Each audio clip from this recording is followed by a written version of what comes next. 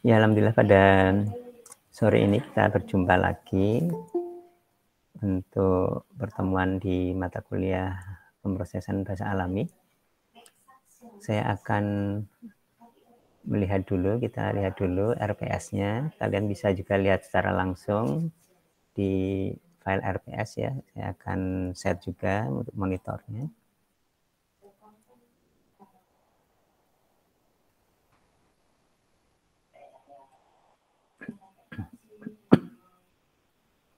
Ya, ini adalah RPS. Kita akan melihat terutama di silabus. Di mana sekarang kita adalah minggu ke-6.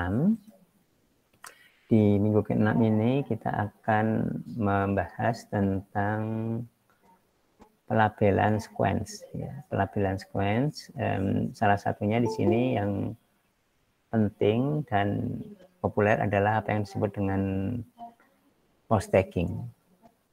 Ya, post tagging sebelumnya minggu lalu.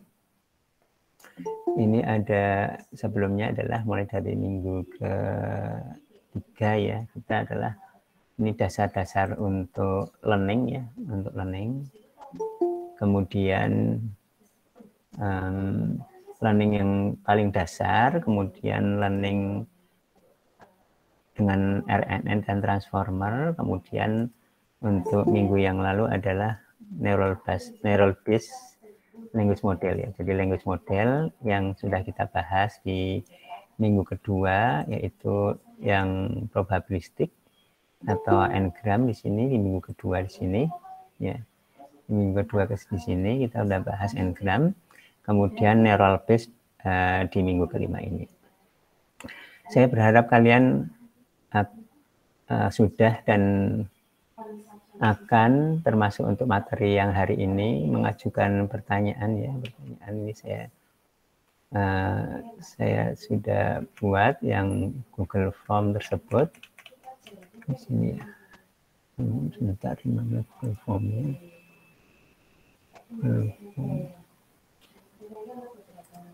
Oh ini.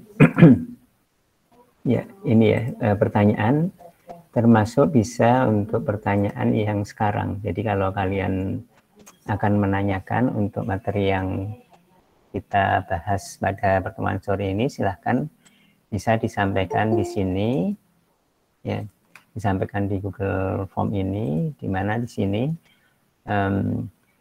untuk yang pertemuan sekarang, materi sekarang yaitu sequence labeling, bisa kalian tanyakan sekarang, yaitu di saat kita ada pertemuan ini, ataupun nanti setelah selesai. Demikian juga untuk yang satu pertemuan terakhir ya. Jadi saya berharap ini sering atau selalu saya buka untuk 2 pertemuan terakhir ya. Untuk 2 pertemuan terakhir. Ini adalah pertanyaan-pertanyaan yang kalian udah ajukan, termasuk untuk yang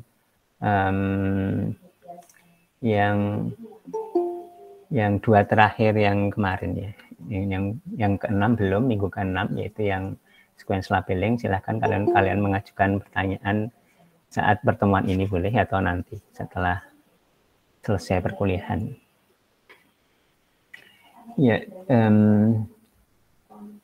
tadi di RPS saya akan mencoba untuk mereview secara sekilas ya, untuk terutama adalah pendekatan learning secara sekilas ya, baik itu natural language secara umum,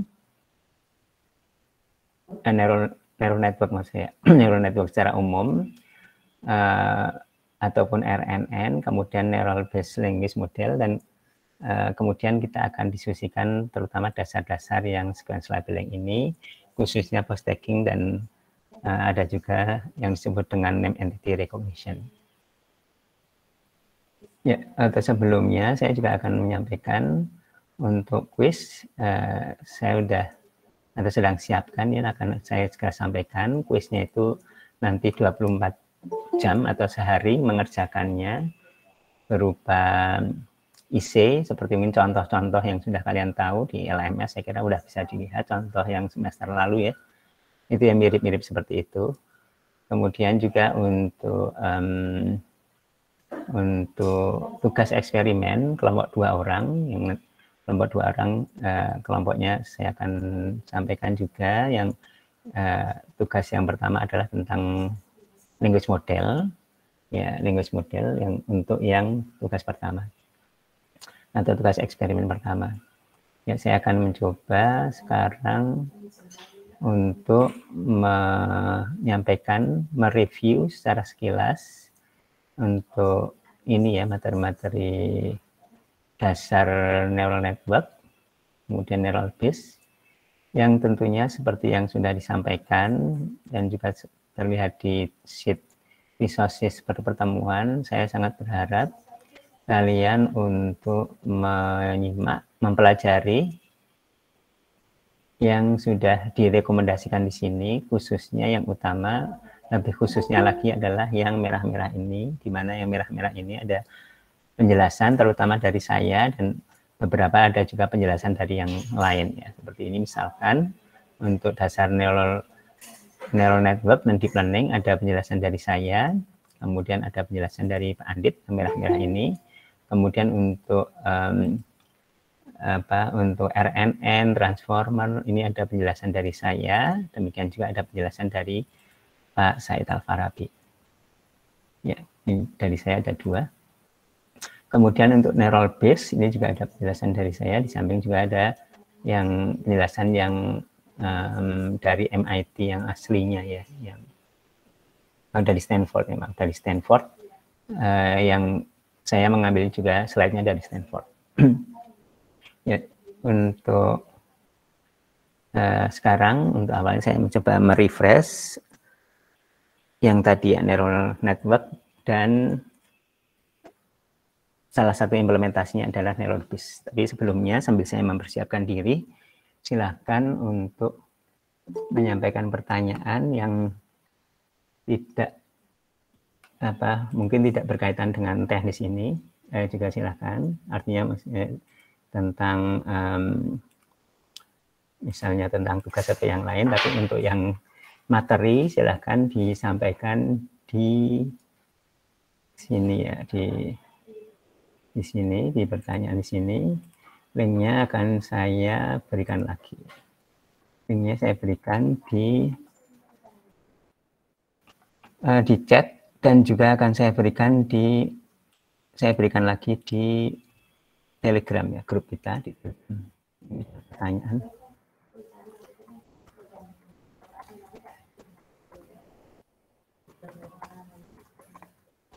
Ya, saya sampaikan di chat. Nah, kemudian juga saya akan menyampaikan lagi di Telegram.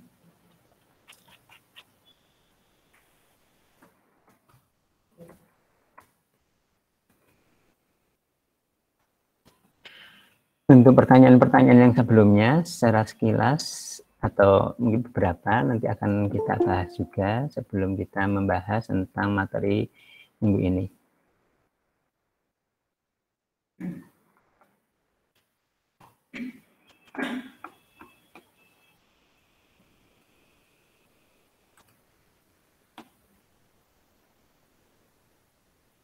Ya, saya akan mempersiapkan dulu ya dengan tablet untuk pengantar, untuk refresh, untuk merefresh yang materi yang sebelumnya.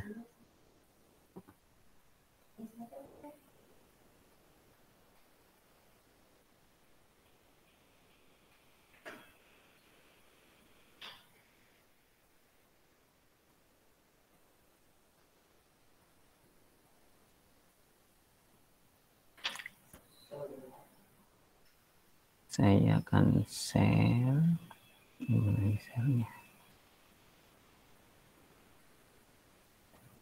screen.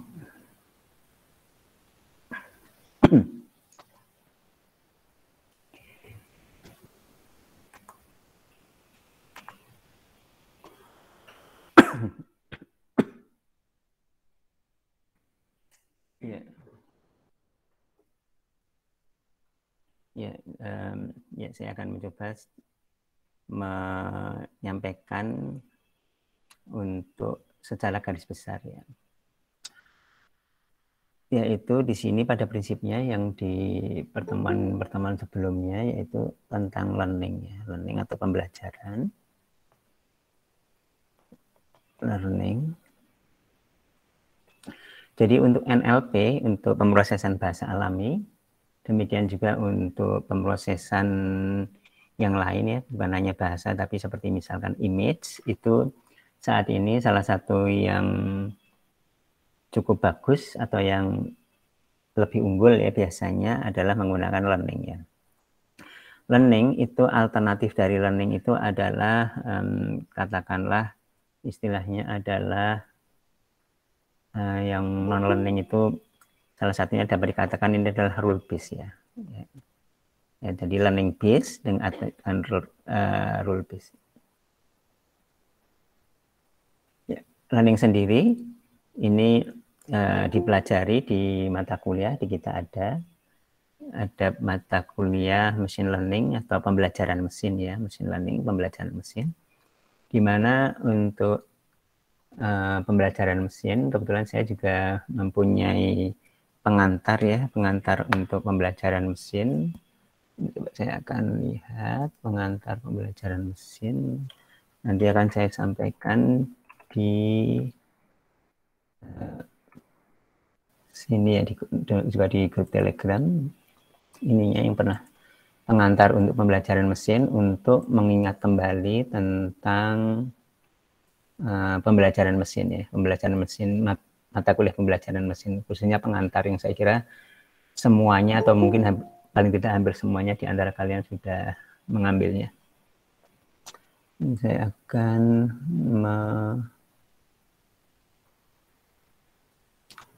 men-share ya untuk pembelajaran mesin. Apa itu pembelajaran mesin dan seputar itu ya. Dan saya sedang lihat dulu linknya.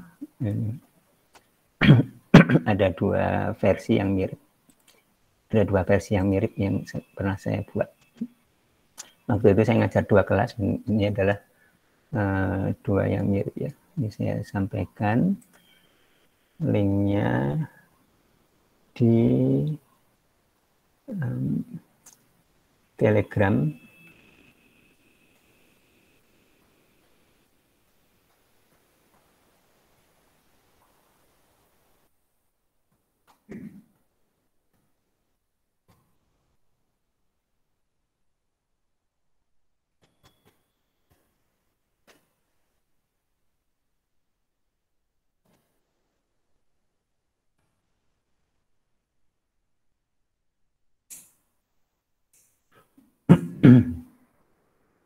Ya, ini adalah yang sudah saya sampaikan di Telegram ya. Jadi saya lihatin di sini ya.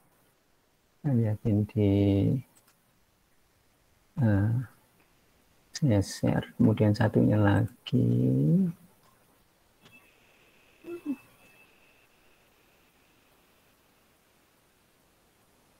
Mana?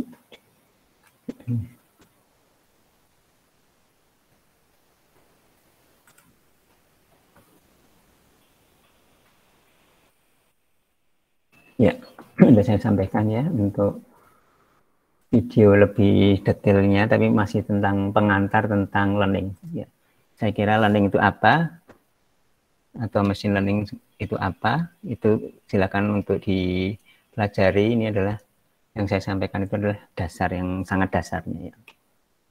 Ini adalah learning, pendekatannya learning dan rule based ya, di mana rule di sini ya, rule ini terutama atau salah satu yang penting adalah yang berkaitan dengan linguistik, aturan-aturan linguistik. Nah sekarang secara sangat singkat ya untuk learning, seperti kita ketahui di mata kuliah machine learning bukan hanya untuk NLP tapi secara umum, di mana learning ini dapat dipandang ya, learning ini dapat dipandang Ini adalah dapat dikatakan disebut dengan representation learning.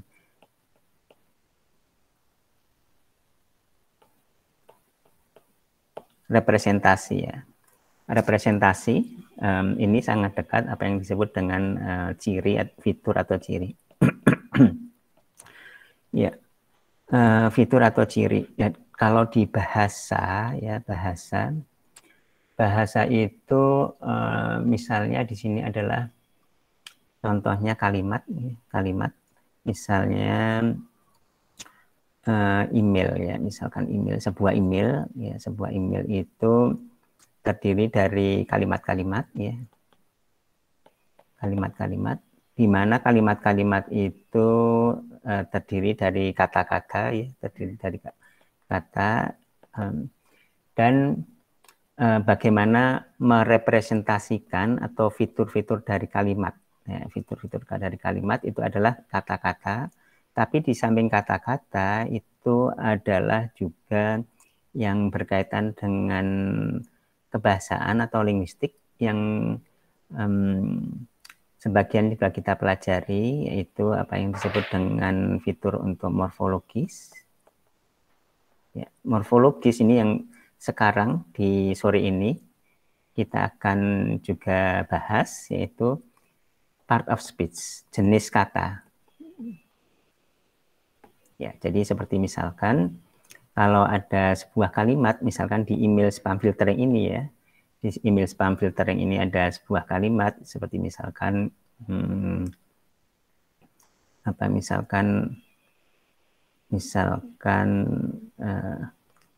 bagaimana kabarnya misalkan, atau ya mungkin seperti itulah, bagaimana kabarnya dan seterusnya. Nah, ini adalah yang tampak, yaitu kata-katanya, tapi juga ada fitur, yaitu seperti misalkan yang morfologis atau level kata, yaitu pos, yaitu ini jenis katanya apa, jenis katanya apa, jenis katanya apa. Kemudian juga untuk bisa sebagai fitur atau representasi nanti adalah yang levelnya itu kalimat atau sintaksis, yang kita akan pelajari juga di pertemuan-pertemuan berikutnya. Ya, ada sintaksis. Ya, nanti di sini sintaksis itu salah satu contoh sederhananya ya, misalkan adalah saya ada kalimat untuk bahasa makan nasi ya. Di sini salah satu bentuk dari sintaksis ini adalah bentuknya apa yang disebut dengan dependensi. Nanti akan kita pelajari secara panjang lebar, lebih detail lagi tentang dependensi ini atau pohon dependensi, di mana dalam contoh di sini saya makan nasi ini, maka predikatnya adalah makan, ya.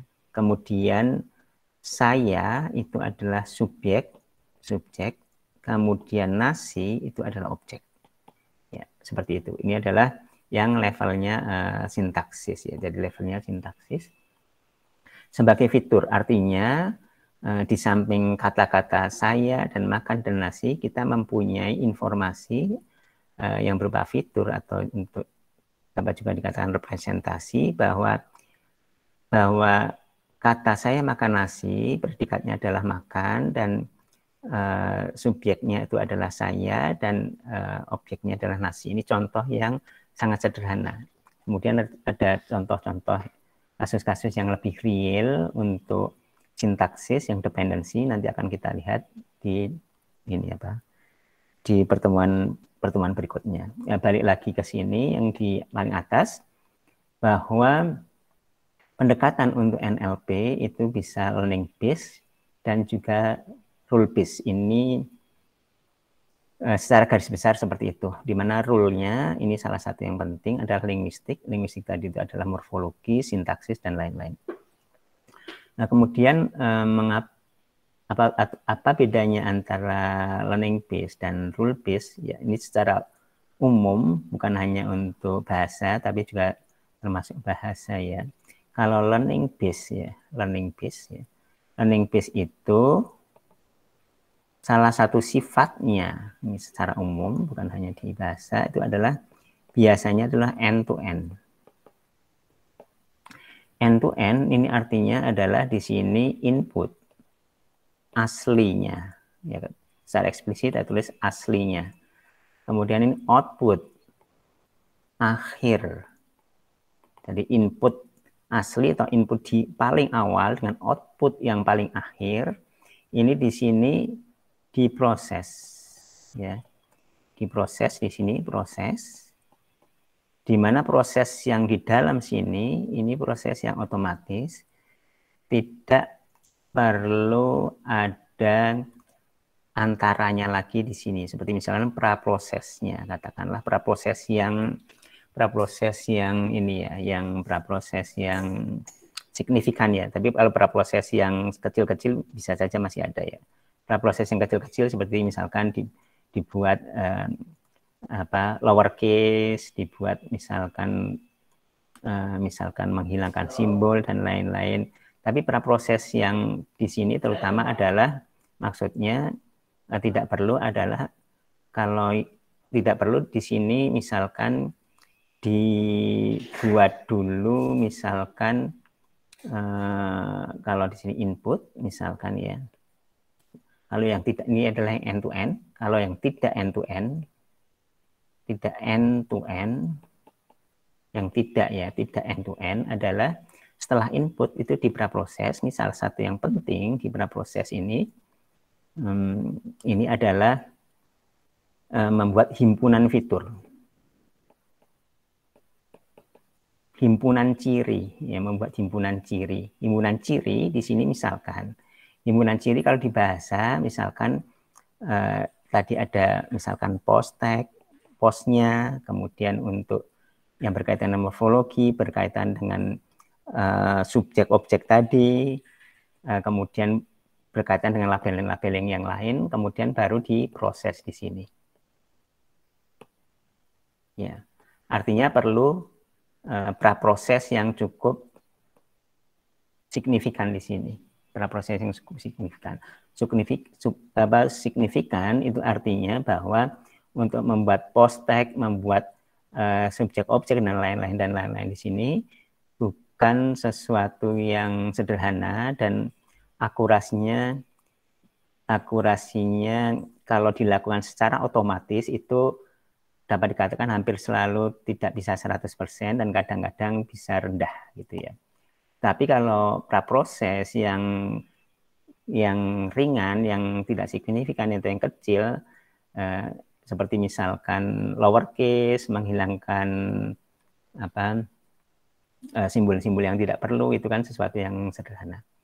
Nah, balik lagi ke sini, artinya learning base itu adalah salah satu karakteristik pentingnya itu adalah end to end, ya. Dalam arti di sini end to end itu dalam arti bisa terutama adalah kelebihannya atau sisi positifnya ya, sisi atau kekuatannya ya. Ya oleh karena itu maka di mata kuliah ini juga dipelajari yang learning base ini ya. Ya, learning base ini. Maaf sebentar ini putus.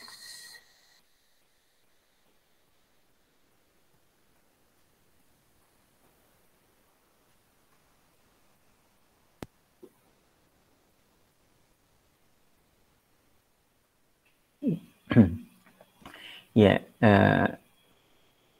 ya, seperti misalkan contoh yang sudah kita bahas ya, meskipun dengan video ya. Contoh yang sudah kita bahas adalah di sini, sebentar mau saya share lagi, adalah pemodelan bahasa, ya, pemodelan bahasa, ya, di mana di kita, tapi contoh di kita itu semua adalah learning ya. Jadi contoh pemodelan bahasa di kita n-gram dan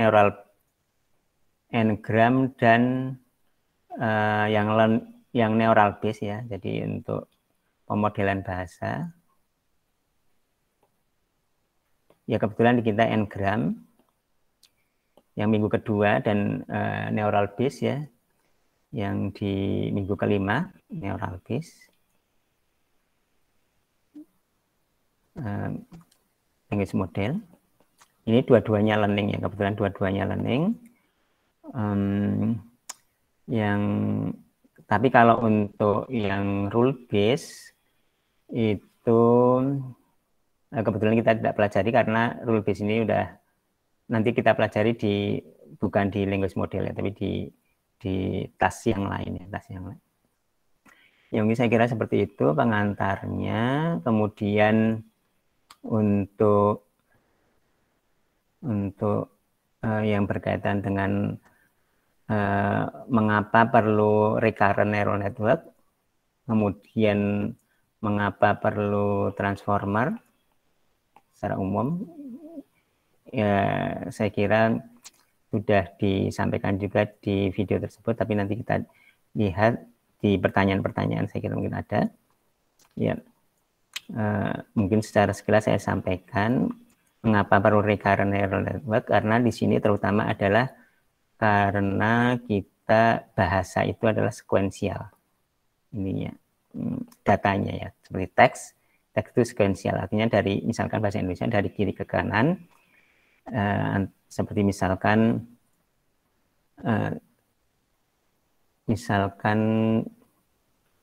contohnya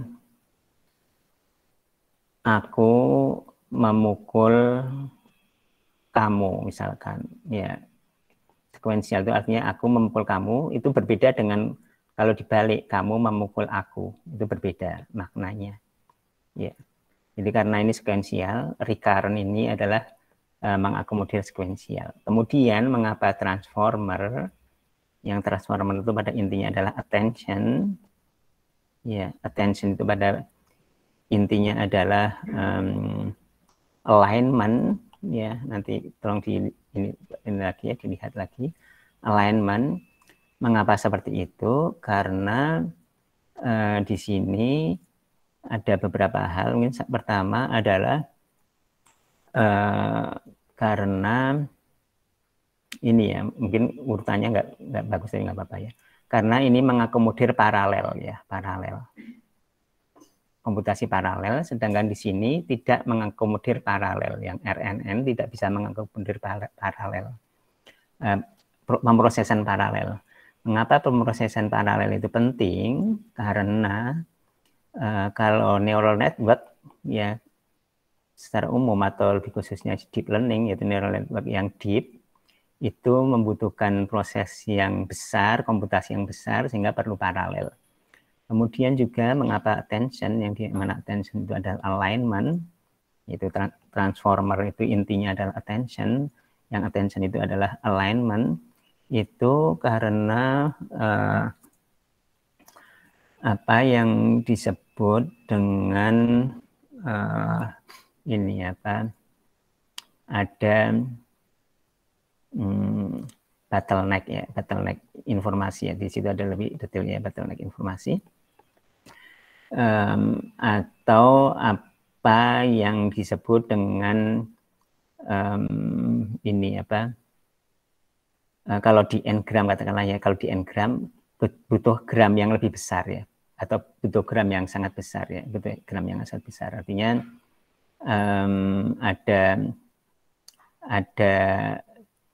ada misalkan teks yang panjang, itu perlu mengingat-ingat untuk yang di depannya. Seperti contohnya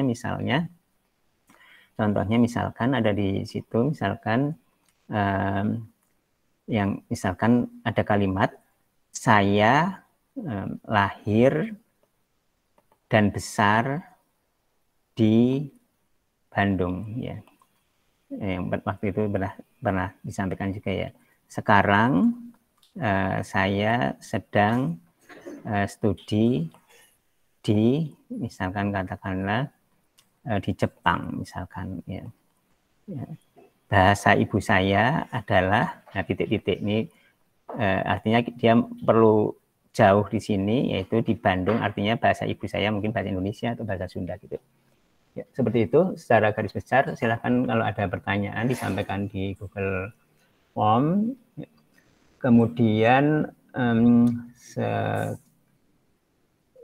untuk berikutnya saya akan mencoba sebelum masuk materi minggu ini saya akan kita mencoba untuk mendiskusikan pertanyaan-pertanyaan yang masuk. Ya. Untuk mendiskusikan pertanyaan-pertanyaan masuk, khususnya dari pertanyaan yang terakhir dulu. Terakhir artinya materi yang terakhir ya. Materi terakhir itu adalah yang minggu lalu, yaitu neural base, dan juga yang sekarang ya. Jadi kita lihat di sini, saya akan stop sharing dulu.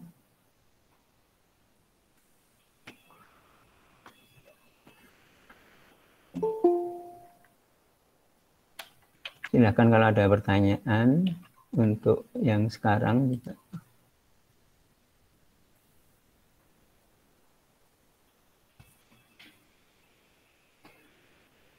Ya, ini adalah pertanyaan-pertanyaan ya. Untuk yang minggu 5. Minggu 5 ini ya. Untuk pertanyaan-pertanyaan yang minggu 5 ya. Sebelum kita diskusi untuk yang materi minggu ini. Ya, di sini pertanyaannya, dalam n-gram dapat memprediksi sampai berapa kata, dan ketika lebih dari 4 kata akan efektif atau tidak untuk memprediksi. Mungkin saya tidak menjawab secara langsung, tapi saya kira jawabannya mungkin bisa lebih bagus ya, yaitu begini. Semakin banyak gramnya itu semakin bagus ya. Semakin banyak gramnya semakin bagus. Jadi kalau 10 gram itu lebih bagus daripada 9 gram. Ya, 9 gram lebih bagus dari 8 gram. Dan seterusnya sampai yang paling jelek adalah 1 gram. Ya, sampai 1 gram yang paling jelek. Tetapi masalahnya adalah semakin besar gramnya, kemungkinan tidak terdapat di dalam training itu semakin besar. Artinya seperti ini, misalkan contohnya. Ini misalkan ada berapa gram ya, misalkan kita ada contohnya untuk rangkaian kata-kata ini sendiri. Yaitu kata dalam diikuti dengan n gram dapat memprediksi sampai berapa kata. 1, 2, 3, 4, 5, 6, 7 kata. Ini 7 kata di sini ya. Ini 7 kata. 7 kata itu yang persis urut-urutannya seperti itu, yaitu dalam diikuti dengan n gram, diikuti dapat, diikuti memprediksi, dan sampai terakhir itu kalau di training ya, di training 7 gram itu mungkin sedikit keberadaannya yang persis sama seperti ini. Kalau ada ya bagus diambil 7 gram. Tapi kalau tidak ada diambil 6 gram, yaitu 6 gram itu misalkan dari kata sampai ke sini. Kalau tidak ada diambil, yaitu istilahnya adalah smoothing, ya, salah satu teknik smoothing, apa yang disebut dengan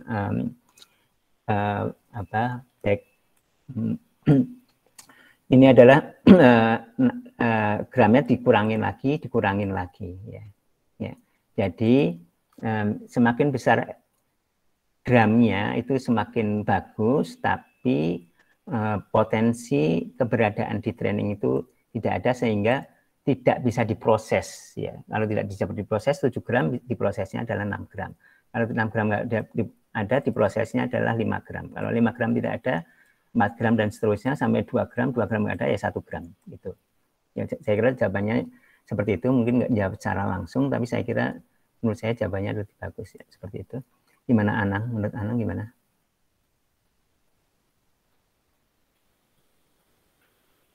Ya. Iya, Pak. Gimana, masih ada mungkin yang belum jelas tentang hal itu? Sudah jelas, Pak. Sudah jelas ya.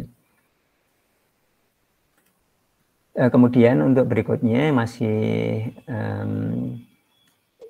yang berkaitan dengan language modeling ya, pemodelan bahasa. Pertanyaan adalah bagaimana cara menghitung n gram setelah 4 gram, apakah tetap menggunakan rumus sama ya, sama ya. Jadi gramnya berapapun. Nah, ini sebenarnya pertanyaan ini adalah pertanyaan yang minggu sebelumnya ini masih engram ya, demikian juga yang Anang tadi, belum yang neural sebenarnya. Ini pertanyaan belum yang neural ya. Pertanyaan belum neural, tapi jawabannya di sini adalah sama aja. Mau 2 gram atau berapa, pada prinsipnya sama aja. Kemudian yang berikutnya dari Ari. Ya. Di sini untuk backpropagation untuk RNN, mungkin salah satu yang perlu dijawab sebelumnya itu adalah bahwa di sini ini dulu ya, prinsip untuk RNN dulu ya. Untuk RNN mungkin saya akan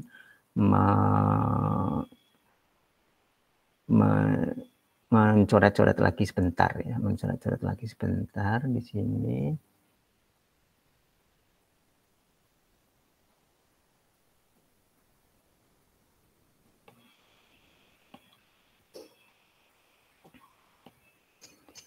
Salah satu yang penting yang terkait dengan backpropagation untuk RNN ini adalah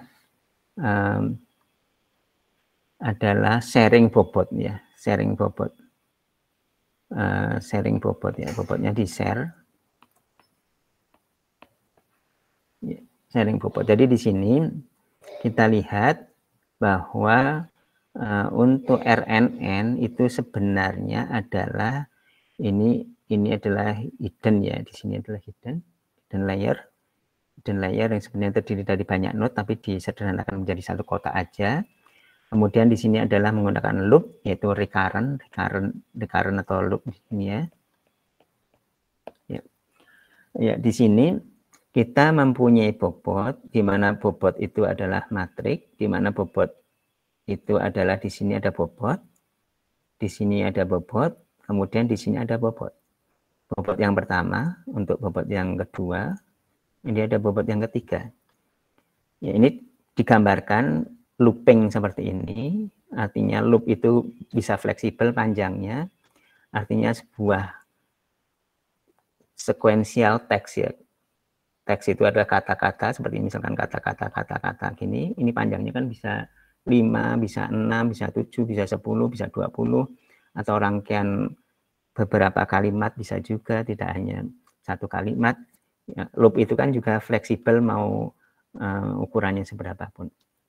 Nah, kemudian ini kalau digambarkan dengan loop seperti ini, tapi kalau digambarkan dengan yang secara yang udah dibuka atau digelar itu lebih gampang difahami atau diterangkan kalau udah dibuka di unroll seperti ini, di unroll seperti ini ya. Di mana di sini adalah W1, semua W1 sama. Jadi sharing, bobotnya sharing sama W1 ini. W1 di yang kiri, di tengah, yang kanan dan seterusnya, di sini ada W1 sama. Kemudian juga yang antar hidden, W2 itu sama, demikian juga W3 dan W3 sama. Jadi sharing bobot, jadi hanya 3 matriks bobot, yaitu W1, W2, dan W3 saja. Ya, untuk neural network yang recurrent, yang berulang ya, itu adalah seperti itu. Kemudian kalau pertanyaannya itu adalah bagaimana backpropagation, di mana backpropagation itu intinya adalah mengadjust bobot ya, mengadjust bobot. Mengadjust bobot itu adalah dari output ke input yang back ya. Ini kalau digambarkan yang secara sederhana dulu, yang secara umum bukan hanya backpropagation, di sini adalah input, di sini adalah output ya, atau mungkin gambarnya kurang bagus kalau seperti ini. Gambarnya kurang bagus ya, mungkin dulu dibenerin dulu gambarnya.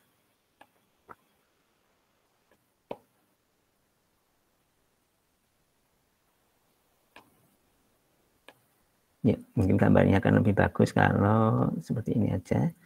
Ini ada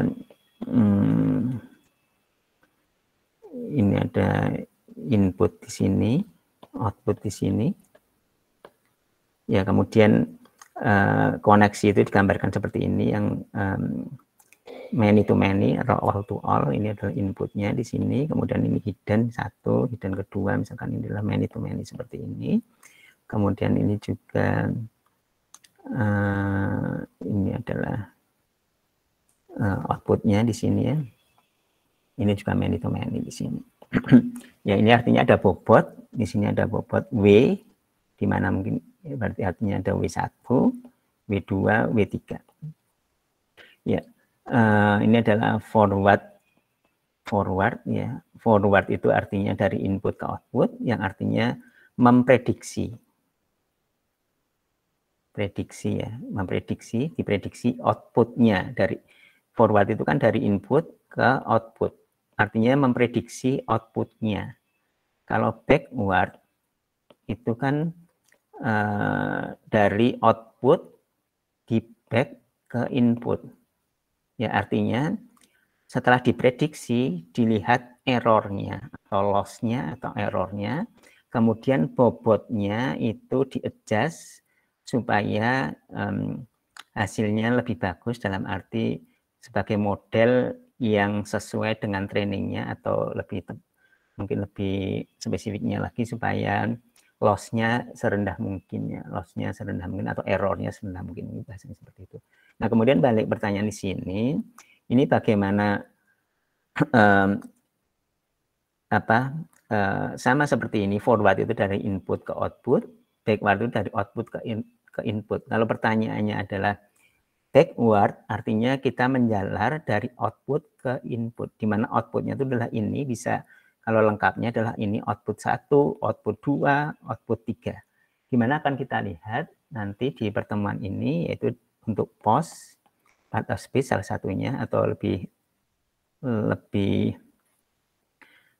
generiknya adalah sequential tagging, yaitu sequential seperti ini, sequential ya, O1, O2, O3. Ini juga dari O1, O2, O3 ini kemudian di backward, kemudian di backward untuk ke input untuk mengadjust W1, W2, W3, di mana W1, W2, W3 itu adalah sama nilainya, atau tadi yang disebut setting bobot. Mungkin penjelasan secara sangat dasar mungkin seperti itu. Secara lebih detailnya lagi saya kira ada di slide itu ya. Gimana Ari, mungkin ada yang perlu ditambahkan?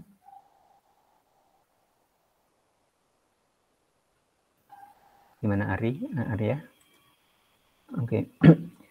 Selanjutnya dari Eca, apakah dengan memperkaya teks atau kata bisa menyelesaikan masalah sparsity problem? Bentar ya, saya akan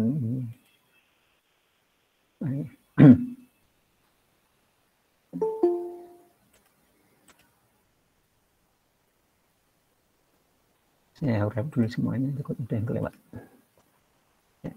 Ya, pertanyaannya adalah apakah dengan memperkaya teks atau kata bisa menyelesaikan masalah sparsity problem atau masalah kelangkaan? Ya, saya kira apa yang disebut dengan sparsity problem itu hampir sama seperti yang saya sampaikan tadi ya, bahwa di n-gram. Ya, penjelasan detailnya ada di video ya. Di n-gram itu salah satu permasalahannya adalah sparsity. Ya, permasalahan sparsity atau ya sparsity problem ya, ini yaitu kelangkaan sparsity atau langka atau jarang ya. Kemudian dipecahkan dengan neural base. Di mana pada n-gram ini menghadapi atau menjumpai permasalahan yang disebut dengan sparsity, kalau kemudian dipecahkan dengan neural base yang tidak mempunyai masalah sparsity. Apa itu masalah sparsity atau kejarangan atau kelangkaan ya? Itu sama seperti yang tadi ya, pada intinya adalah bahwa sebenarnya untuk n-gram, n-nya semakin besar itu semakin bagus, tetapi semakin besar N-nya itu di training, itu potensi tidak adanya semakin besar ya. Jadi N itu adalah rangkaian kata-kata, seperti misalkan kalau 10 gram, artinya rangkaian kata-kata yang persis sama 10 rangkaian kata-kata itu di training, dicari, nah itu kemungkinan kalau semakin panjang, kemungkinan semakin langka. Nah ini pada intinya sparsity problem adalah seperti itu. Jadi kalau di sini pertanyaannya, apakah dengan memperkaya teks atau kata bisa menyelesaikan masalah? Ya kalau yang dimaksud dengan memperkaya teks atau kata di training, ya saya kira bisa seperti itu. Tetapi itu masalah sparsity masih tetap bisa menjadi masalah. Jadi kalau katakanlah memperkaya itu adalah jumlah trainingnya. Jumlah trainingnya tadinya misalkan 10.000 kalimat. Ya. Kalau kita ada n gram, di mana n gramnya 10 gram. 10 gram itu adalah rangkaian kata-kata yang 10 kata di sini. Yang harus persis sama, dicari di sini, di data training di sini. Di data training persis harus 10 kata persis seperti di sini. Kita ada 10 kalimat yang di data training set ini ya. Kalau dimaksudkan memperkaya itu adalah di sini ditambah data trainingnya menjadi misalkan 100.000 kalimat ya.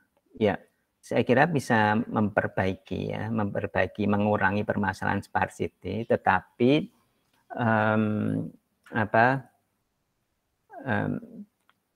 masalah sparsity itu masih ada ya. Masalah sparsity itu masih bisa ditemui masalah sparsity itu ya.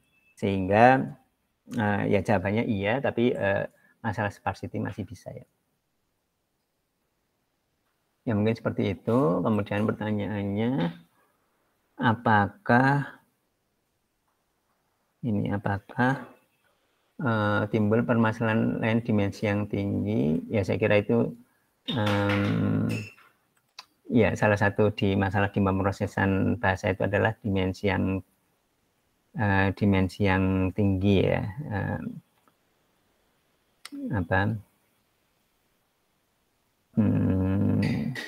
Tapi kalau untuk model bahasa saya kira tidak terlalu terkait dengan dimensi yang tinggi.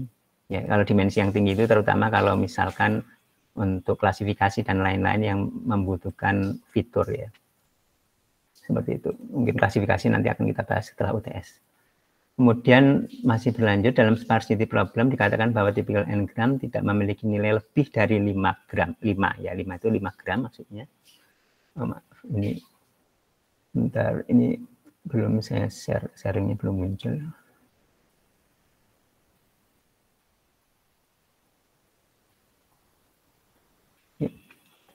Dalam sparsity problem dikatakan bahwa tipikal n-gram tidak bisa memiliki nilai lebih dari n-nya lebih dari 5. Apakah hal tersebut bisa terjadi? Ya saya kira sangat bisa ya, seperti tadi beberapa kali saya sampaikan di sini bahwa kalau n-nya semakin besar artinya rangkaian kata-katanya semakin panjang, itu potensi tidak ada di training semakin besar. Nah di sini dikatakan ya 5 itu udah panjang gitu ya, 5 rangkaian kata-kata itu udah panjang, atau 5 gram itu udah panjang ya. Ini ya saya kira memang ini terjadi ya. Ya ini saya kira sebenarnya masih belum berkaitan langsung dengan neural base ya. Tadi saya kira nggak apa-apa. Kemudian lanjut dalam probabilitas language model, jadi model bahasa yang probabilitas yaitu n-gram, jika terdapat ada kata yang berulang, apakah cukup diwakilkan oleh satu kata atau semua kata dihitung probabilitasnya? Ya saya kira kalau untuk n-gram, tadi maksudnya, ya kalau n-gram yang sama, seperti misalkan contohnya adalah n-gram itu misalkan 2 gram atau bigram ya. Seperti misalkan 2 gram itu adalah 2 kata yang berurutan. 2 kata yang berurutan itu seperti misalkan jika terdapat. Jika terdapat kan 2 kata yang berurutan. Ya.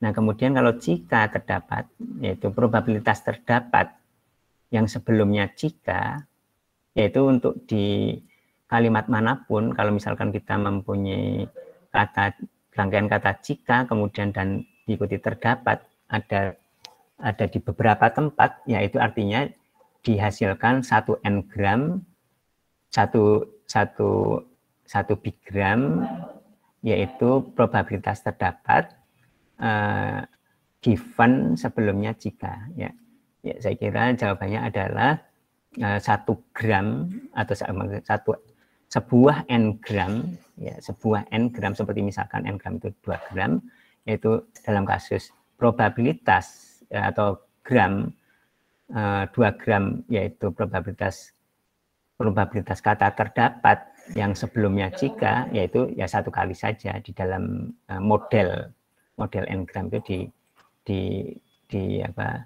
dihasilkan 1 saja, satu angka. Ini contohnya juga saya kira sudah cukup jelas ada di n-gram. Ya, kemudian berikutnya saat memprediksi kata berikutnya menggunakan n-gram, apa yang terjadi jika terdapat 2 kata atau lebih yang memiliki probabilitas yang sama tinggi ya. Ya, jadi kalau probabilitas yang sama tinggi, ya saya kira meskipun itu kemungkinan sangat kecil, tapi bisa saja ya sama-sama bagus atau sama-sama jeleknya, ya sama-sama bagus sama-sama jeleknya. Contohnya misalkan seperti ini. Contohnya misalkan katakanlah meskipun mungkin contohnya nggak ideal ya, seperti misalkan di dalam rumah titik-titik.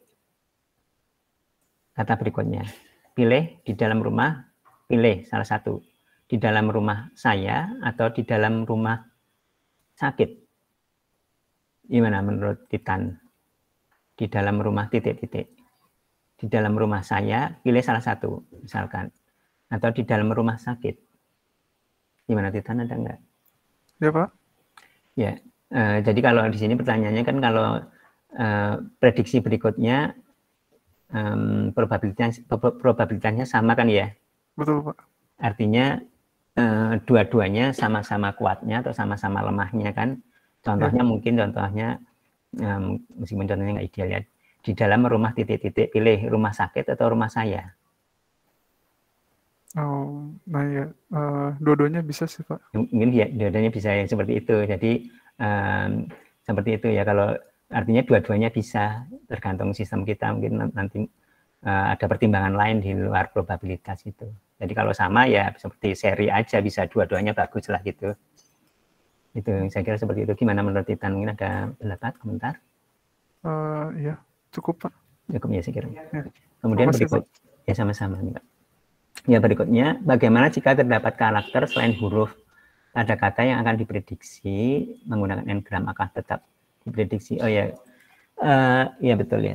Juga pertanyaan yang bagus juga ya, bahwa sebenarnya gram itu tidak harus kata, bisa aja simbol, bisa aja tanda baca, termasuk tanda baca itu adalah titik, tanda tanya, koma.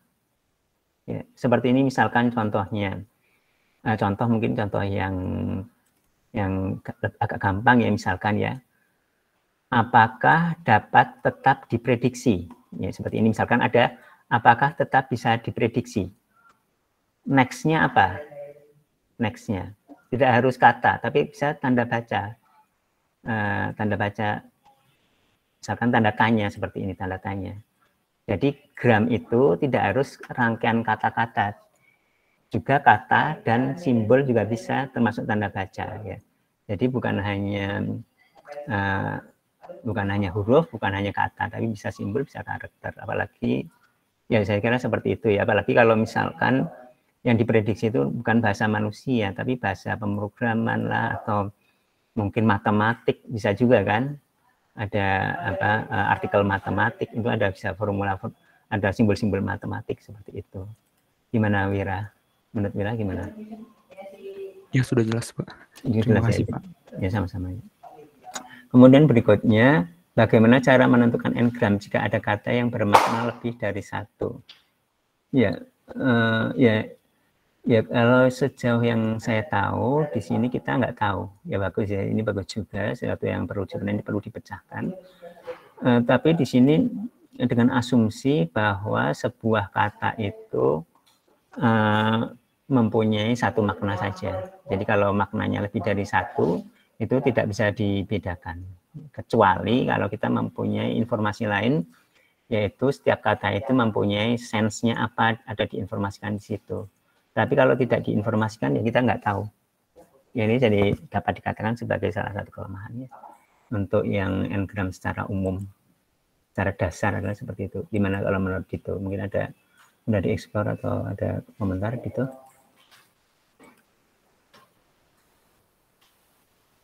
Ya, kita lanjutkan dari keuntungan RNN komputasi step T itu adalah waktu. Pada RNN dapat menggunakan informasi dari banyak step back. Apakah terdapat batasan jumlah step back yang dapat diakses pada RNN? Ya, kalau yang saya tangkap di sini adalah bahwa ini ya sebenarnya enggak. Ya, di sini RNN itu adalah recurrent. Recurrent itu adalah berulang. Berulang itu adalah artinya sequence. Ya, sequence itu artinya urutan menentukan. Ya, kebalikan dari atau yang bukan dari sequence itu adalah apa yang disebut dengan back of word misalkan gitu ya, back of word. Nah di sini apakah terdapat batasan jumlah step back yang bisa diakses? Ya, saya kira ini adalah contoh yang tadi saya sampaikan. Ya, contohnya bahwa contohnya ada contoh kasus kalimat saya lahir dan besar di Bandung. Sekarang saya sedang studi di Jepang. Maka bahasa ibu saya adalah bahasa titik-titik. Nah itu harusnya maksudnya mungkin dimaksud back itu step back itu adalah balik harusnya ke awal tadi, yaitu masih ingat bahwa tinggal dan besar di Bandung sehingga bahasa ibunya adalah bahasa Indonesia atau bahasa Sunda.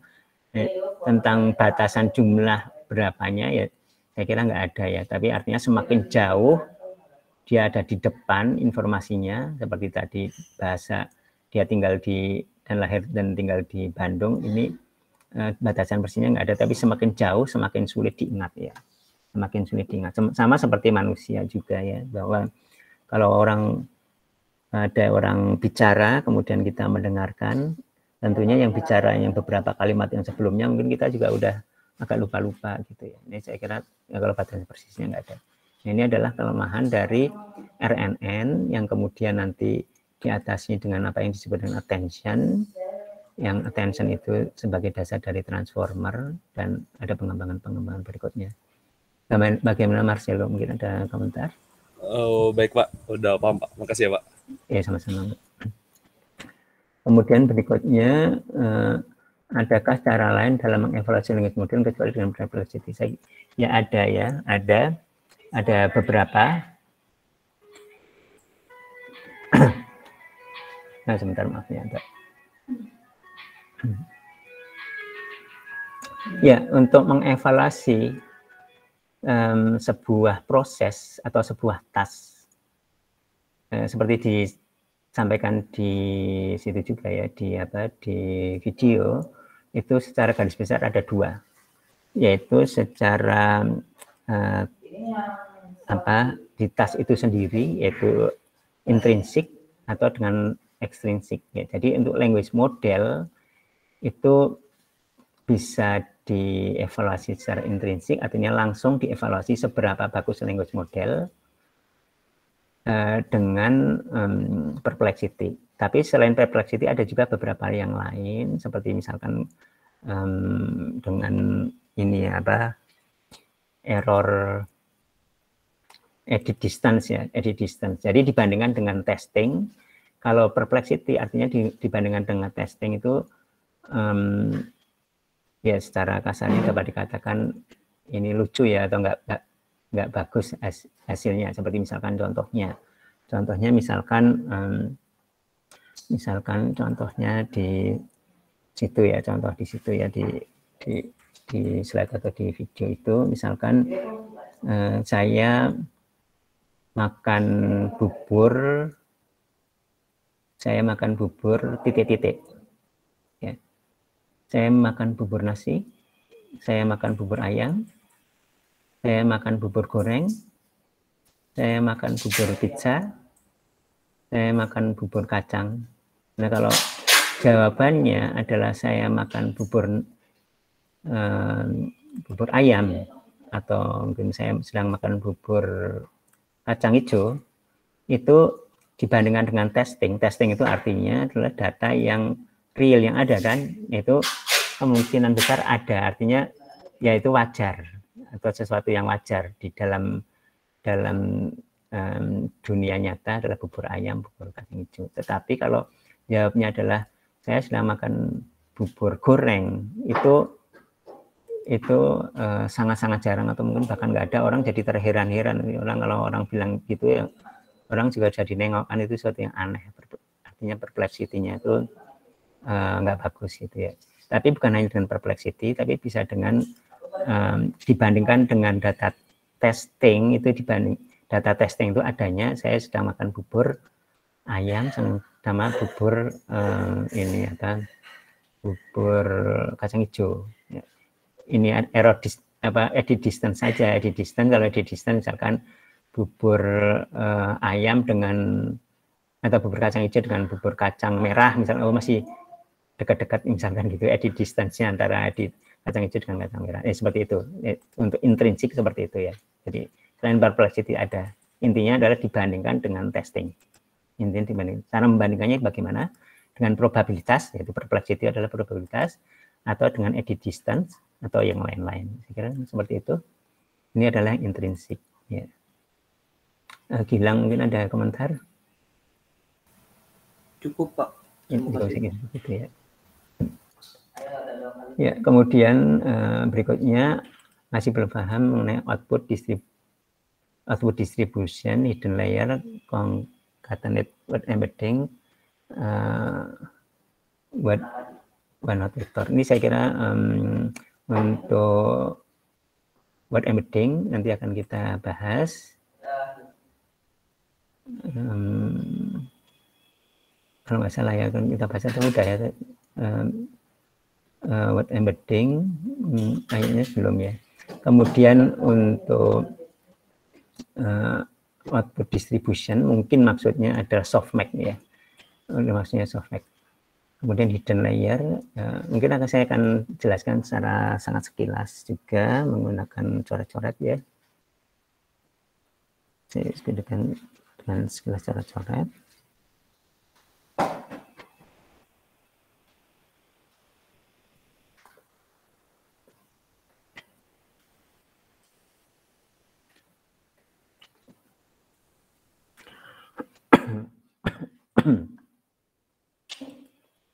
Mungkin barangkali yang dimaksud oleh Irfan output distribution adalah softmax. Ya, softmax itu pada prinsipnya adalah seperti ini ya. Softmax itu pada prinsipnya adalah seperti ini. Ini ada input di sini vektor. Ini vektor. Sebuah vektor. Artinya ada nilai. Kemudian ini output vektor juga. Nilai yang mungkin panjang vektor yang pertama dan panjang vektor yang kedua itu mungkin beda, mungkin sama ya, mungkin beda mungkin sama. Di sini softmax ini adalah mendistribusikan outputnya, yaitu probabilitasnya, di mana di sini dijumlahkan probabilitas untuk yang pertama, probabilitas yang kedua, probabilitas yang ketiga, probabilitas yang keempat, di sini jumlahkan, ini adalah jumlahnya 1. Ya, jumlahnya 1. Ya, di mana di sini kalau dijumlahkan untuk yang vektor pertama, ini ada angka yang bukan probabilitas. Ini bisa berapapun angkanya di sini, tapi kemudian didistribusikan di sini. Ya. Ya secara umum atau secara dasarnya sama dulu ya, ini saya kira ini secara umum jumlahnya sama vektornya, secara umum jumlah vektornya sama dulu aja. Jumlahnya ini adalah misalkan jumlahnya vektornya panjangnya ada 10, di sini juga 10 juga sama 10, mungkin secara dasarnya sama dulu. Nah ini kemudian dijumlahkan menjadi 1, kemudian ini probabilitasnya berapa dijumlahkan menjadi 1. Yang kemudian salah satu aplikasinya adalah dicari yang tertingginya di mana. Tertingginya di mana? Tertingginya di mana? Kalau dalam konteks kita yaitu neural based language model, ini adalah seperti memprediksi kata berikutnya. Ini memprediksi kata berikutnya, di sini adalah yang vektor output di sini, ini adalah vocabulary. Vocabulary itu adalah semua kata di dalam kamus. Kemudian mana yang dianggap paling bagus untuk next katanya, next word-nya. Jadi pasti muncul mana yang dianggap paling tinggi probabilitasnya atau yang paling bagus. Ini adalah salah satu prinsip di neural based language model yang di ujung, di output di ujungnya. Jadi di sini mungkin ada yang lain hidden-nya, ini ujungnya seperti itu, yaitu dengan apa yang disebut dengan softmax, atau yang di sini barangkali yang ditanyakan oleh Irfan itu adalah distribusi untuk output atau probability distribution-nya ya. Kemudian saya kira seperti ini, ada beberapa yang ditanyakan, tapi saya kira itu secara sekilas lagi juga. Ada apa yang disebut dengan hidden layer ya. Ya, ini ada di Introduction to Neural Network ya. Introduction to Neural Network, ini adalah ada input layer. Ini ada output layer. Hidden layer itu adalah layer yang tersembunyi, tidak bisa terlihat dari output atau input dan output karena dia di dalam. Yang pada prinsipnya ini sebenarnya adalah input, ini adalah himpunan fitur. Ini adalah himpunan fitur. Sebuah objek, ini objek pertama, mempunyai fitur-fitur di sini. Fitur yang pertama, kedua, ketiga. Fitur itu bisa berupa kata, bisa berupa tambahan-tambahan seperti post tag atau yang lain-lain. Nah, kemudian output di sini bisa satu, tidak terstruktur satu, seperti misalkan spam atau tidak spam, atau bisa yang terstruktur.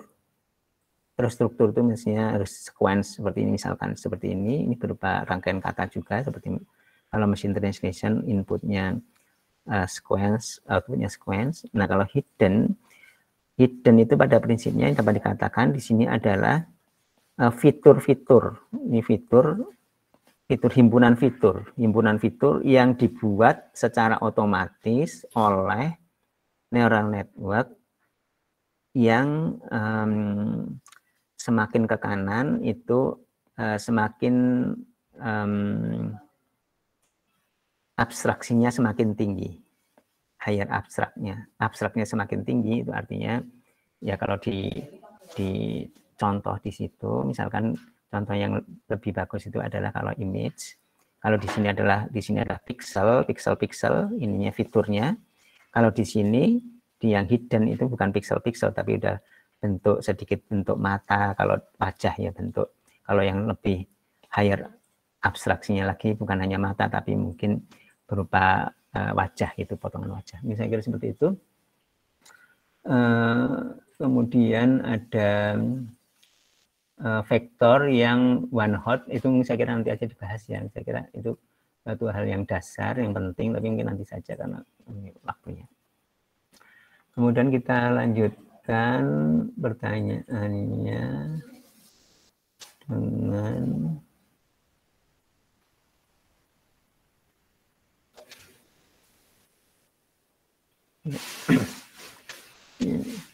bagaimana proses RNN ini bisa digunakan untuk menghasilkan teks ya. Ya, bagaimana proses RNN ini bisa digunakan untuk menghasilkan teks ya. Jadi di sini untuk menghasilkan ya, jadi untuk generation di sini, menghasilkan itu generation. Seperti di pertemuan awal itu NLP itu bisa salah satu jenis NLP adalah sebenarnya NLU. natural language, bukan NLU, natural language generation, yang dapat dikatakan secara kasarnya seperti itu, bahwa processing, salah satu processing adalah generation, menghasilkan. Ya. Bagaimana proses RNN bisa digunakan untuk menghasilkan teks? Ya, jadi kalau secara umum bukan hanya RNN, tapi language model ya. Nah, sekarang RNN itu dianggap atau RNN sebagai language model ya. Kita lihat ya bagaimana language model atau dalam hal ini misalkan RNN bisa menghasilkan teks. Artinya misalkan saya akan menghasilkan sebuah artikel, ya artikel informatika. Tolong dihasilkan oleh RNN ya. Nah itu mungkin penjelasan secara garis besar atau secara dasarnya adalah seperti ini.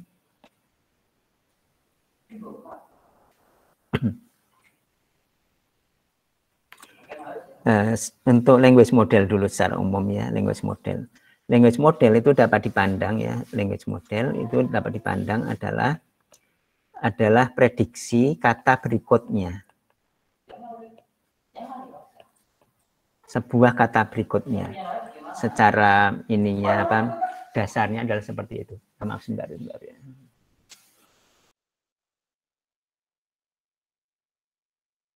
Selesai. Ya, language model ini dapat dipandang memprediksi kata berikutnya. Nah, bagaimana menghasilkan sebuah artikel? Ya, kita melakukan proses training, ya, proses training dari proses training atau proses learning dari data training set itu diproses kemudian dihasilkan model ya, model itu bisa n-gram, bisa yang neural network ya, neural network misalkan RNN.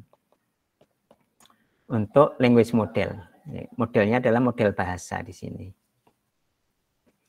ya. Dengan model bahasa yang sudah bagus, artinya di training dengan sebaik-baiknya itu maksudnya training setnya itu bagus dari sisi jumlah dan kualitasnya, kuantitas dan kualitasnya, kemudian dari sisi algoritmanya atau pendekatannya bagus sehingga didapatkan model yang bagus, yang canggih gitu ya, yang bagus.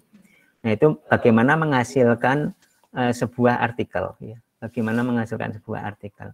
Nah sebuah artikel dihasilkan yaitu kita tidak bisa langsung, tapi diawali dengan mungkin minimal satu kata, ya, satu kata. Jadi seperti misalkan satu kata itu misalkan katakanlah random lah, misalkan saya, ya next dari saya apa? Mungkin di awal di sini karena ini masih depannya hanya saya saja, ini next dari saya itu masih kurang bagus hasilnya.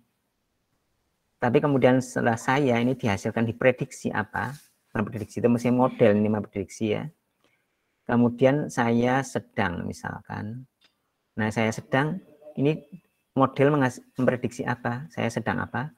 Dan seterusnya sampai ini semakin lancar lah katakanlah untuk kalimat yang kedua, ketiga udah semakin bagus, mungkin kalimat 10 udah bagus sehingga akhirnya didapatkanlah sebuah artikel. Yang artikel ini adalah artikel informatika misalkan. Mengapa artikel informatika? Karena belajar dari training dataset artikel informatika. Ya, tapi kalau berdasar dari training dataset yang secara umum berita misalkan ya dihasilkannya adalah juga artikel berita. Jadi pertanyaan kalau dari Randy, bagaimana bisa menghasilkan teks adalah seperti ini. Baik itu modelnya RNN atau modelnya n-gram. Yang penting model bahasa. Kalau RNN ya sama seperti ya RNN ya sama seperti ini ya, RNN seperti ini. RNN adalah seperti ini ya. Nah, di sini adalah dimasukkan dulu satu saya. Nah, saya ini diprediksi di sini dari RNN ini yang udah di training dengan data set yang besar misalkan. Saya sedang ini adalah prediksi dari model RNN ini. Sedang, ini artinya ini sedang di sini. Ini berikutnya apa? Pergi misalkan prediksi. Ini artinya pergi di sini. Nah, pergi di sini apa diprediksi lagi dan seterusnya, sehingga didapatkan di sini adalah artikel yang seperti ini, artikel apa? Artikel ini ya, yang ini ya. Seperti itu ya, mungkin bagaimana menurut Randy? Jadi apa? NLP processing, salah satunya itu generation. Bagaimana mengenerate, yaitu dengan cara satu demi satu kata. Yang awalnya tentu masih jelek, meskipun modelnya bagus, tapi karena depannya masih sedikit, masih satu kata aja, saya titik-titik, ya itu masih jelek, belum kelihatan informatikanya, misalkan meskipun ditering dengan data informatika. Ya, seperti itu. Gimana menurut Randy? Baik Pak, sudah cukup jelas. Terima kasih Pak. Yaitu adalah generation itu adalah seperti itu, atau menghasilkan teks itu adalah seperti itu ya. Ya, kemudian bagaimana cara mengatasi kesulitan akses pada step back yang terdapat banyak pada model NLP yang nah sekarang ini artinya adalah RNN, kelemahan RNN yang ini apa, yang salah satunya diatasi dengan apa yang disebut LSTM ya. LSTM itu artinya ada memori tambahan. Memori tambahan itu artinya ada yang dapat dikatakan adalah highway-nya atau yang di shortcut-nya, dia tidak tidak ada bobotnya gitu ya. Jadi ada ya, mungkin saya kira di LSTM itu salah satu solusi, salah satu solusi yang efektif. Di samping ada solusi yang lain yang sebagai tambahan seperti misalkan inisialisasinya, bobot inisialisasinya dengan 1 dan lain-lain. Ya, tapi secara detailnya ada di itu penjelasan itu juga ya. Iksan mungkin seperti itu ya. Ini juga bagaimana ini saya kira sama ya. Oke. Kemudian berikutnya ini LSTM ya, ini maksud LSTM. Apakah ada arsitektur LSTM dapat mempermudah RNN untuk mengakses informasi pada step-step sebelumnya? Nah ini yaitu dengan apa yang disebut dengan attention. Ya, attention ya. Jadi ada di situ ya, ada ini juga ada video tentang attention di sini. Di sini ada attention. Ini ya penjelasan tentang attention di sini. Menggunakan apa yang disebut dengan attention. Yang attention itu sebagai dasar dari transformer di sini. Kemudian tapi RNN menggunakan attention itu jauh lebih bagus daripada RNN tanpa attention. Ya. Ya, karena untuk step back, artinya untuk mengakses step-step sebelumnya, artinya mengingat seperti tadi saya lahir dan besar di Bandung dan belum ada kalimat yang lain, ditanya lagi yang berikutnya atau disuruh memprediksi bahasa ibu saya ada titik-titik, itu kan mengingat yang step sebelumnya. Nah itu untuk mengingat dengan memberi atensi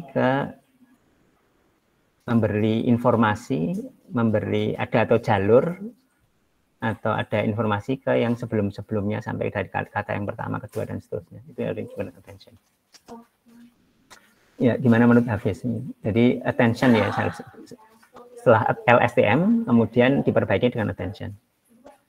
Attention itu maksudnya ya bisa saja tidak pakai LSTM gitu ya, tapi intinya adalah attention. Karena transformer itu tidak menggunakan LSTM, tapi ya transformer aja, attention aja.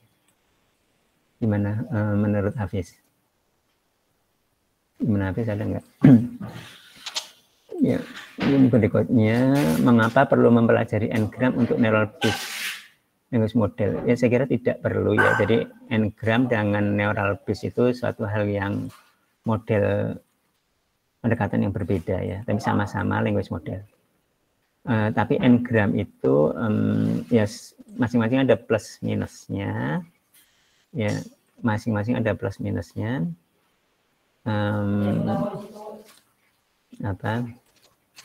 Tapi yang terutama yang banyak plusnya adalah yang neural base ya. Ya, mempelajari Ngram salah satunya adalah karena urutannya dulu kemunculannya adalah Ngram dulu sebelum ada neural base. Neural base belum lama, sekitar baru 5 tahun terakhir ini. Apakah metode selain Ngram dapat digunakan, yaitu dengan neural base itu? Pada intinya dua lah, neural base dengan Ngram atau gabungan dari keduanya. Bagaimana menurut Anissa?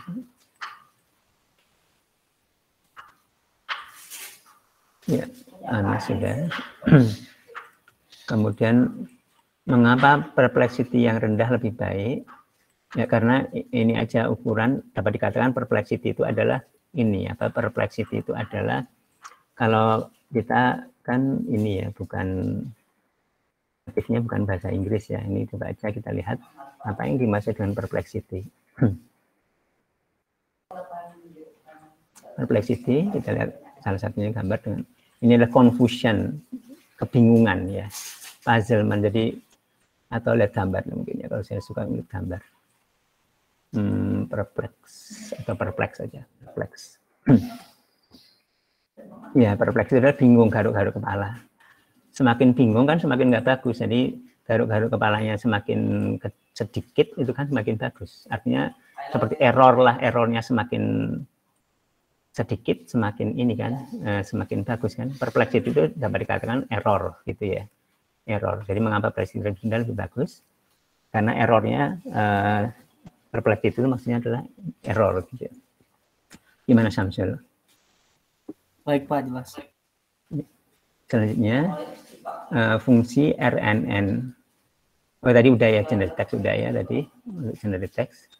Kemudian apakah language model RNN lebih baik dari Ngram? Biasanya dalam banyak kasus lebih baik. Yang ini saya kira seperti itu. Kemudian kita lanjutkan sekilas. Kalau ada pertanyaan silahkan disampaikan lagi untuk dijawab di berikutnya, mungkin di secara video akan saya sampaikan. Nah sekarang kita di sini yaitu tentang sequence labeling. Ini adalah sequence ya, ini adalah sequence ya. Kata kuncinya, salah satu kata kuncinya adalah sequence. Ya, ini sequence. Sequence itu adalah rangkaian ya, rangkaian itu seperti ini contohnya. Satu di rangkai ini urut seperti tadi ya, seperti yang muncul tadi, urut sequence. Ini sequence di sini. Kemudian perlu dilabelin.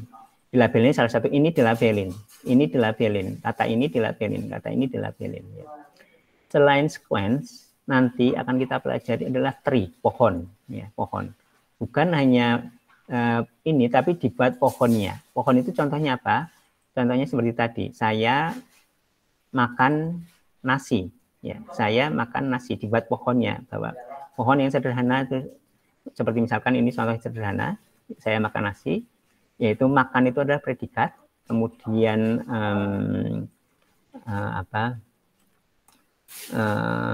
saya itu adalah predikat, ya, jadi seperti misalkan saya makan nasi. Nah kemudian ini pohon itu salah satu bentuknya adalah seperti ini. Ini adalah subjek, ini adalah objek. Nah, ini adalah pohon. Nah sekarang di linguistik atau yang dasarnya adalah yang sequence ya. Nah kita bicarakan yang sequence di sini. Salah satunya adalah part of speech. Ini ada dua pelabelan sequence di sini dengan yaitu untuk tasknya atau pekerjaannya adalah part of speech. Part of speech itu kata lainnya atau mungkin yang bahkan yang mungkin lebih jelasnya atau lebih tepat adalah jenis kata, ya, jenis kata dan name entity atau entitas bernama. Tapi kita akan lihat yang jenis kata ya. Sekarang dasar-dasarnya dulu tentang part of speech, apa, mengapa, dan sekilas bagaimana metodenya part of speech. Ya, jadi sudah sejak lama sekali di orang-orang ahli bahasa, ya tradisi orang-orang ahli bahasa ini sejak sebelum Masehi di sini. Ini ada ide bagaimana kata-kata itu dikelompok-kelompokkan berdasarkan kategori gramatikalnya, kategori tata bahasanya, penggunaan untuk tata bahasanya, yaitu apa yang disebut dengan istilahnya part of speech, ya, bagian dari speech atau kelas kata lainnya, atau disingkat POS atau tax itu adalah label, tax POS ya. Ya, ini ada 8 jenis atau 8 part ya.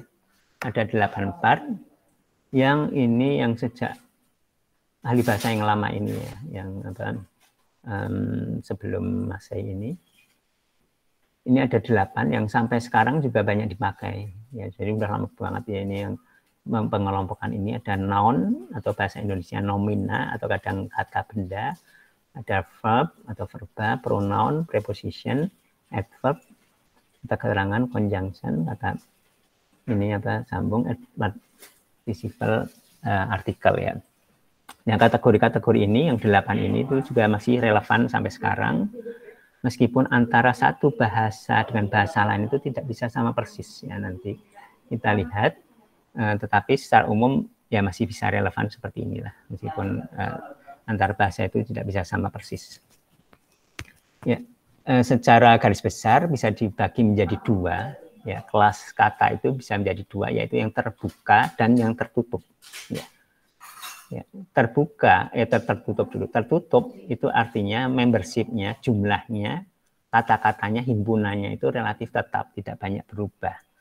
Dengan adanya waktu, tidak banyak berubah ya. Biasanya adalah kata-kata fungsi, yang dimana kata-kata fungsi itu biasanya pendek, kemudian banyak dipakai untuk fungsi gramatikal ya. Seperti contohnya determinant di bahasa ini, di bahasa Inggris ada a and the. Ya, meskipun ada bahasa slang, bahasa apa, biasanya jarang ada tambahan-tambahan atau jauh lebih jarang yang bahasa-bahasa baru untuk determinant. Ada misalkan pronoun, kata ganti, ada she, he, I, seperti misalkan saya. Ya meskipun juga ada yang baru ya, ada saya, kemudian aku, gua, Ana, misalkan gitu, tapi masih relatif sedikit dibandingkan dengan kata-kata yang lain, tambahan-tambahannya relatif sedikit ya. Ini adalah yang close. Ini contoh close yang lain, ada preposition, on, under, dan seterusnya. Jadi yang pertama adalah close, yang relatif fix jumlahnya, dan ini biasanya pendek sering. Kemudian yang open, ya.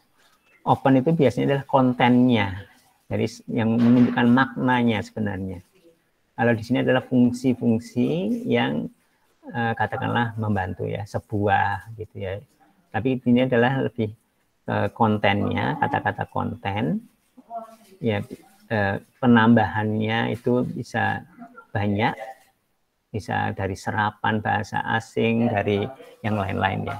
Yaitu terutama adalah ini, nouns, verbs, adjective, adverb ya.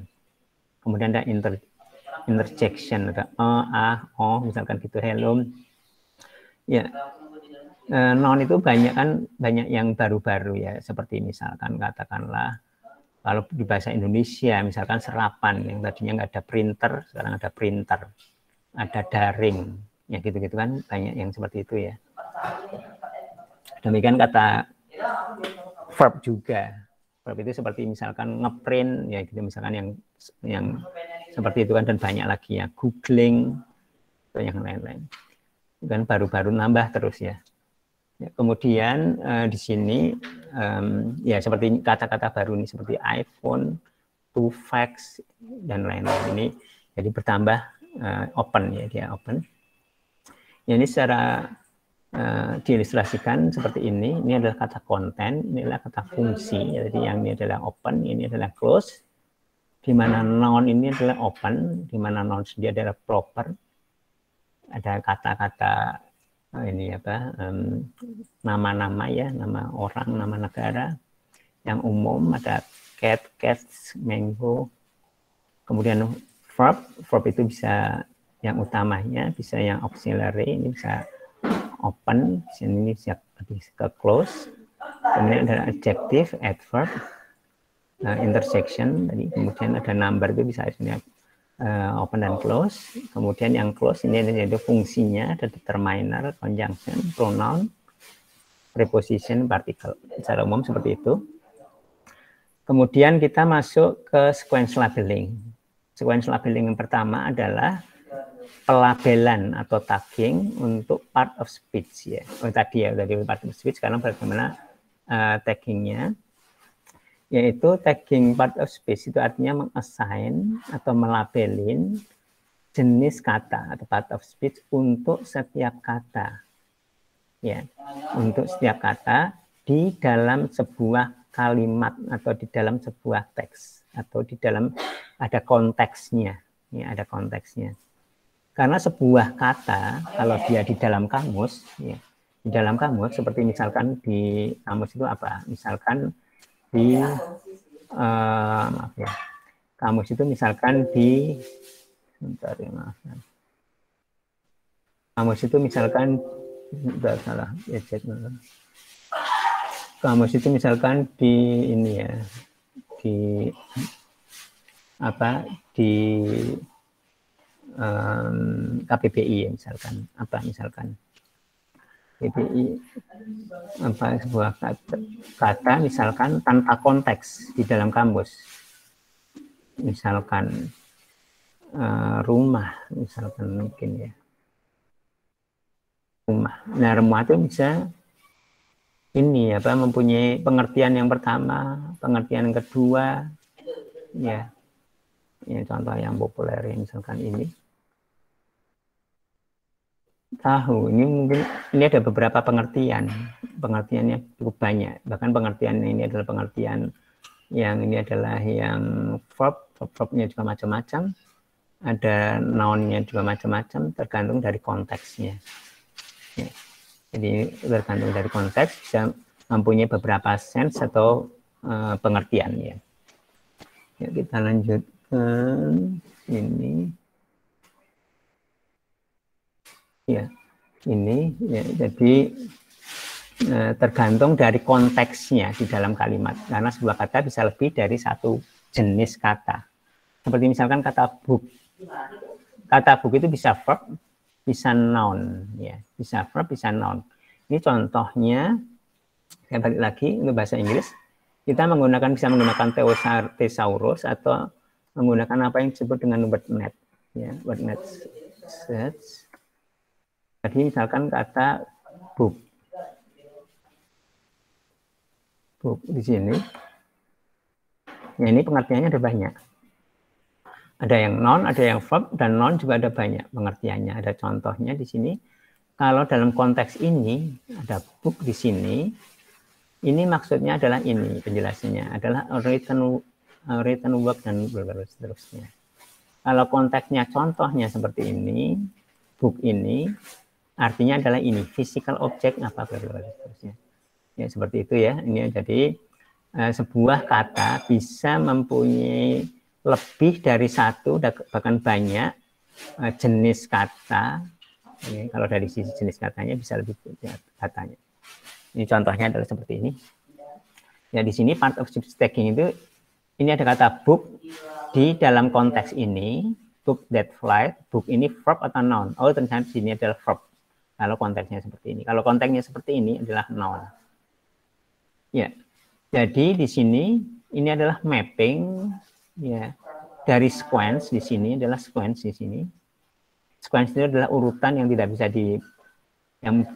mempunyai urutan tertentu yang tidak bisa dibolak-balik. Kalau dibolak-balik artinya bisa berbeda. Kemudian di sini adalah prosesnya, taggernya.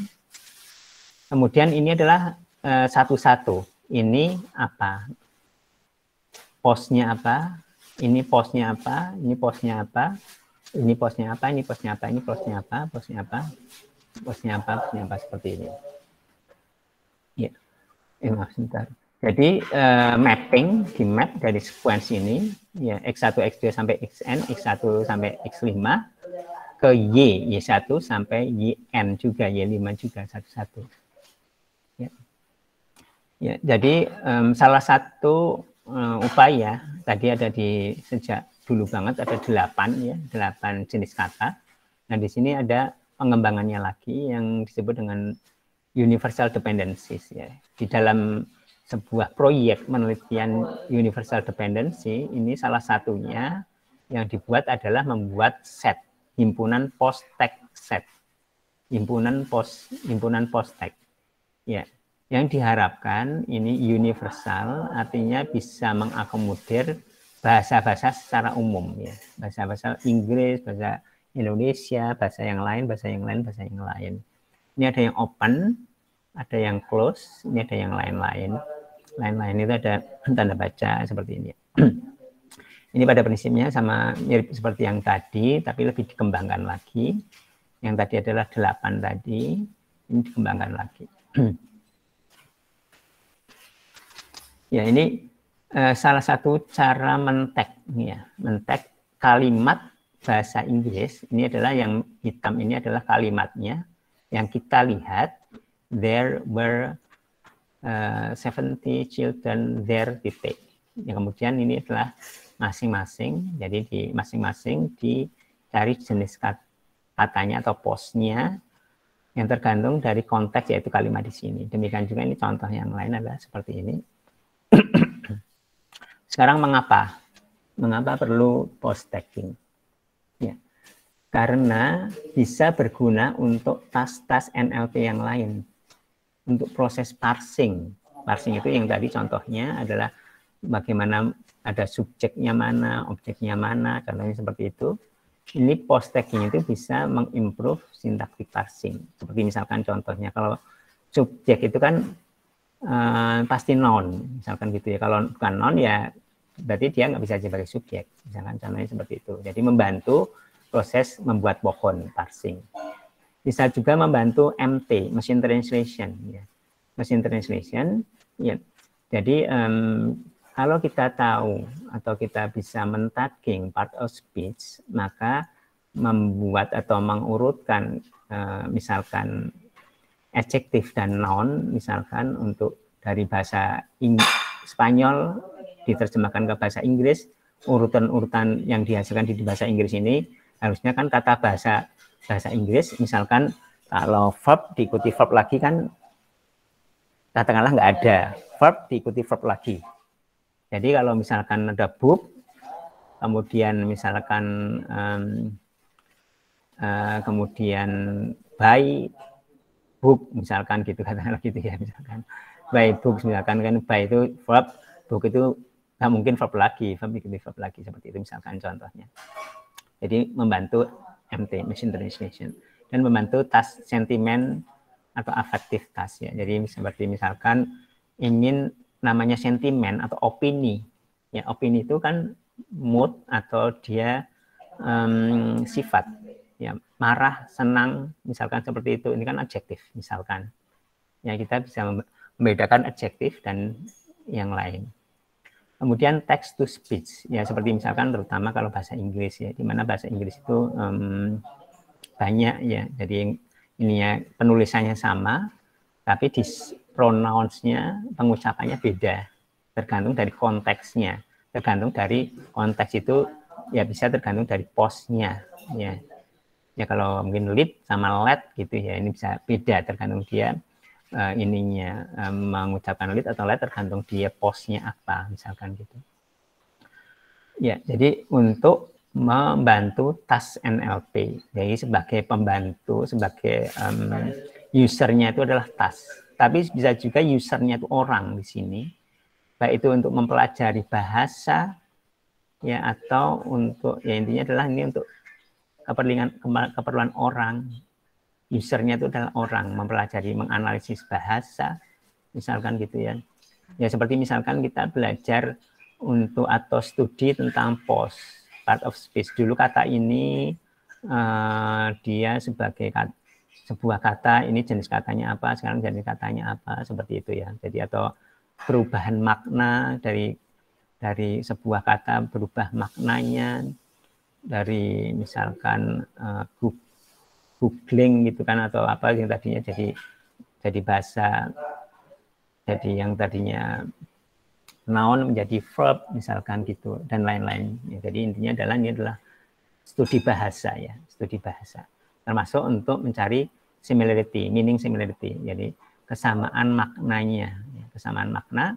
Contohnya misalkan antara misalkan yang book tadi, book dengan book, yang satu verb yang satu noun ya, Ya, book itu adalah ya kita booking ya. Booking itu kemudian similarity-nya atau dalam hal ini misalkan sinonimnya, sinonim dari book yang verb sama sinonim dari book yang noun kan beda. Ya, ini jadi membantu. Kemudian seberapa sulit ini contohnya untuk bahasa Inggris. Ya. Ini 15% dari jenis kata ini ambigu. Ambigu itu artinya bisa mempunyai lebih dari satu tipe. Ya. Ini adalah 85%. Tapi ada juga yang tidak ambigu. Jadi Janet yang J besar itu selalu proper noun. Ini orang proper noun itu adalah seperti nama-nama orang. Yang kalau seperti ini adalah adverb ya, mungkin pakai ly. Tapi yang 15% ini adalah yang umum ya. Kemudian ini contohnya yang ambigu ya, bisa mempunyai lebih dari satu makna atau lebih dari satu pos ya. Beda pos tentunya maknanya juga beda. Kemudian untuk proses taggingnya sendiri, akurasinya seberapa bagus di bahasa Inggris post tagging ya. Berapa banyak tag yang akurat. Berapa banyak yang akurat, ini sekitar 97%. Dan selama 10 tahun terakhir ini tidak berubah, sekitar 97%. Udah cukup tinggi, tapi tidak berubah meskipun ini menggunakan HMM. Jadi HMM itu, tolong kalian pelajari ya, video dasar HMM ada, udah di RPS ada. HMM, kemudian pengembangan salah satu yang lebih generik dari HMM, apa yang disebut dengan CRF atau Conditional Random Field, tapi pada prinsipnya adalah seperti HMM. Kemudian ada yang neural base ya. Ini sekitar semuanya, baik itu yang non neural atau probabilistik dan pengembangannya, dan neural base itu 97% untuk post tagging. Demikian juga untuk yang manusia ya. Jadi ini yang udah state of the art-nya hampir sama seperti manusia. Tapi baseline-nya itu 92%. Baseline itu maksudnya adalah di sini adalah metode yang sangat sederhana, stupidus ya, yang paling bodoh ya, yang paling sederhana. Yang paling sederhana itu adalah bagaimana tanpa learning, tidak usah pakai learning, yaitu bilang aja kelasnya yang paling banyak apa? Noun misalkan. Biasanya kalau sebuah bahasa yang paling banyak adalah kata noun. Kemudian semua dikatakan noun. Ini noun. Ini adalah noun semua. Itu udah bagus seperti ini sebagai baseline-nya ya.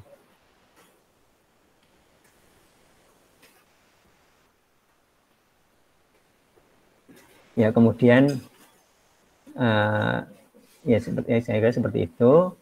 Kemudian ini bagaimana cara menebak posnya. Cara menebak bisa prior probability. Prior probability itu artinya adalah kalau will tanpa melihat konteks, prior itu tanpa melihat konteksnya, ya dia biasanya adalah auxiliary. Ya, dilihat di kamus saja. Ya, tanpa lihat konteks. Tapi juga bisa lihat konteks. Konteksnya itu adalah kata sebelumnya. Kalau the seperti ini, setelah the ini biasanya tidak verb. Artinya pilihannya noun atau verb, ya berarti tidak verb. Artinya noun.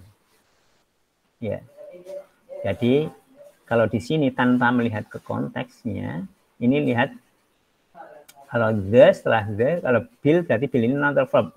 Ini ternyata the, berarti ini bukan verb, yaitu pilihannya noun atau verb berarti noun. Kemudian bentuk-bentuk atau morphological. Ilmu morfologi, yaitu misalkan prefix, suffix. Morfologi salah satunya prefix, suffix, kemudian capitalization. Ya, kalau ada prefix an di sini bahasa Inggris, maka biasanya adjektif. Ada an di depannya sini, ada belakangnya li di sini, ini adjektif juga. Kemudian kalau ada capital di sini, ini biasanya proper noun. Jadi dapat dikatakan ini adalah sebagai fitur atau cirinya seperti itu. Nah, kemudian sekarang algoritmanya, ya, algoritmanya yang standar untuk POS ini learning, ya, learning baik itu yang neural network atau bukan. Ini ada yang probabilitas menggunakan hidden Markov model, ya. Hidden Markov model, sekali lagi secara detail tolong dilihat di dasar-dasarnya, ada di video yang saya jelaskan. Kemudian ini adalah pengembangannya, ya, masih menggunakan, ini adalah menggunakan atau disebut dengan maksimum entropi Markov model yang lebih generiknya daripada hidden Markov. Nah, kemudian yang neural, ya, neural, type neuralnya itu yang agak awal yaitu RNN, ya. Jadi RNN itu bisa untuk neural based language model, bisa untuk sequence labeling seperti post-text, ya, RNN. Demikian juga pengembangan dari untuk sequence data, ya, neural network, yaitu transformer, yaitu ini dari attention. Jadi ini untuk learning, ini learning menggunakan neural network atau deep learning, ini relatif generik, ya, artinya bisa dipakai untuk language model. Yang penting format input dan format output sesuai. Demikian juga ini format input dan output yang sesuai. Kemudian atau menggunakan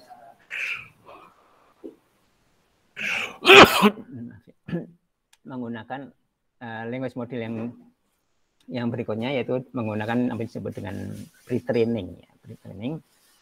Dan nanti digabungkan apa yang disebut dengan fine-tune. Ya, ini yang dasarnya adalah transformer juga, ya. Ini penjelasan di pertemuan sebelumnya ada, salah satunya ada penjelasan baik dari saya ataupun dari Pak Said Al-Farabi. Ya, kemudian di sini 97% sekitar untuk hand level training, ya. Ya, kemudian tadi seperti saya sampaikan dicoret-coret juga untuk fiturnya, kalau yang tidak neural itu seperti HMM dan CRF, itu fiturnya itu dibuat oleh manusia. Dibuat oleh manusia itu artinya praproses yang tidak sederhana, ya. Tapi kalau neural base itu adalah via representation learning, artinya end to end. Representation learning itu artinya secara otomatis, tidak perlu ada human, yaitu dengan hidden layer yang itu otomatis, ya. Jadi end to end. Nah, itu adalah part of speech. Kemudian ini mirip seperti itu, sequence labeling juga sama, tapi name entities, ya. Name entities, name entity recognition, ya. Apa itu name entity? Name entity itu adalah biasanya itu adalah proper noun. Proper noun itu bisa orang, lokasi, organisasi, kemudian atau geopolitical entitas, yaitu ini seperti lokasi gitu, ya. Ini contoh orang.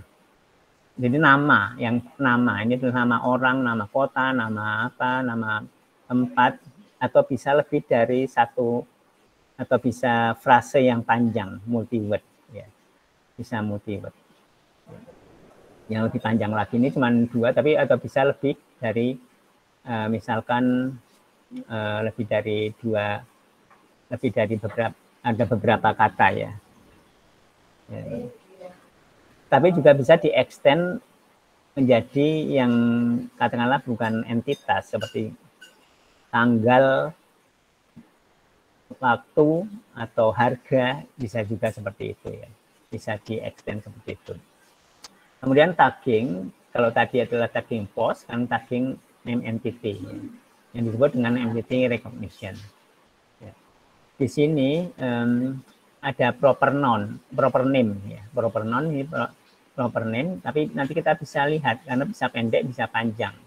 Kemudian ada jenisnya, seperti kita lihat di sini. Ini yang hitam, ini adalah inputnya, outputnya itu adalah tagging yang ini, yang biru-biru ini. Ya, yang biru ini, maaf, ya, yang hitam dan yang biru yang ini adalah inputnya, outputnya itu adalah yang pakai kurung kotak ini. Jadi United Ions ini adalah name entity. name entity. Ini adalah name entity yang ditebeling ini adalah name entity. Jenis name entity-nya adalah ini, organisasi, waktu, money, organisasi, dan seterusnya. Ini person. Mengapa perlu NER? Karena untuk tas-tas yang lain, ada tes sentimen analisis, ya, karena biasanya misalkan sentimen orang itu misalkan ke perusahaan tertentu, artinya cari perusahaan yang mana atau orang yang mana di dalam review itu. Atau question answering, karena question answering itu biasanya adalah entitas, ya. Siapa Presiden Indonesia? Itu kan entitas orang. Mana ibu kota Indonesia dan seterusnya. Jadi banyak yang berupa entitas, ya.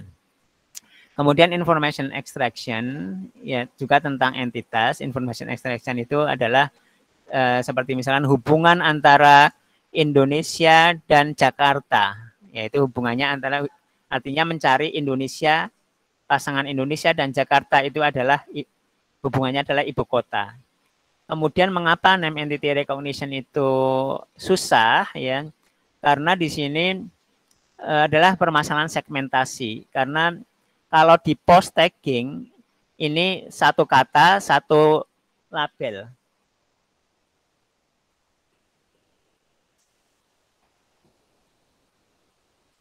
Ya, tapi di sini adalah segmentasi, akan kita lihat segmentasi itu seperti apa. Kemudian ambigu itu sama-sama Washington, tapi ada person, ada organization. Ini adalah kemudian menggunakan tagging, yaitu di tagnya, tapi tidak hanya satu kata, tapi satu entitas. Satu entitas yang lebih dari satu kata, bisa lebih dari satu kata. Artinya ini segmentasi di segmen atau di pemisahnya. Jadi salah satu taggingnya adalah menggunakan apa yang disebut BIO. Ya, BIO seperti ini, Jane. Ini adalah per personal, tapi ini per token sekarang. Jane itu adalah B per begin person. Ini I per. Ini in personal, jadi begin, kemudian isinya ini O itu adalah bukan, kemudian begin in, kemudian ini adalah lanjutannya United Airlines Holding, masih BII dan seterusnya. Jadi di sini taggingnya ini per token, biasanya adalah per token, bukan per entitas seperti ini, bukan per entitas. Ini kita perlu per token gini untuk real untuk di komputasinya, ya. Kalau untuk manusia yang lebih bagus ya ini, ya lebih jelas, tapi kalau untuk komputasi ada seperti ini. Nah, kemudian ini adalah BIO, ya contohnya tadi BIO, di mana jenisnya, jenis tagnya itu ada macam-macam, ada person, organisasi, dan lain-lain. Kalau O-nya cuma satu, tapi B-nya itu bisa person, bisa organization, I-nya bisa person, bisa organization, dan lain-lain. Dengan totalnya adalah 2N+1, di mana N itu adalah jumlah jenis entitasnya. Nah, ini variasi dari IO. Kalau I ini bisa IO aja, tidak tanpa B. Ini bisa IO, bisa pakai B. Bisa pakai BIO tambah E tambah S. E itu maksudnya N-nya. Awalnya mana, akhirnya mana. S itu kalau single. Gini ya. Ini ada variasi-variasi, tapi pada intinya saya kira bisa udah cukup terlihat jelas. Kemudian algoritmanya sama seperti tadi, hidden Markov model, ya. Jadi ini masih sama juga, supervise juga, sama-sama semuanya supervise, artinya perlu data training. Ini semuanya adalah proses learning semua di sini. Tapi di sini adalah yang probabilitas. Kemudian di sini neural network, RNN, transformer atau ini. Ya, saya kira seperti itu. Silakan mungkin ada pertanyaan. Udah 5:30. Silakan disampaikan juga pertanyaan di ini ya, di Google Form. Kalau nanti ada pertanyaan kita bahas di kesempatan berikutnya.